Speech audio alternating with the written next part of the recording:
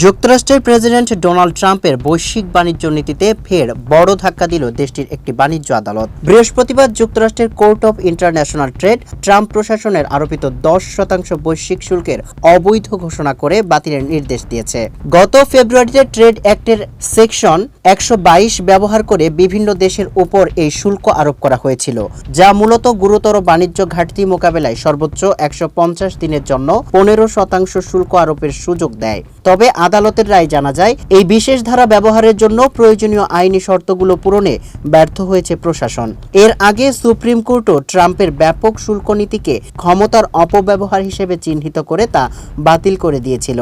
আদালতের এই সর্বশেষ রায়ের পর ট্রাম্প প্রশাসন এখন উচ্চ আদালতে আপিল করবে কিনা তা নিয়ে শুরু হয়েছে জল্পনা। সামিউল ইসলাম, মানবকণ্ঠ।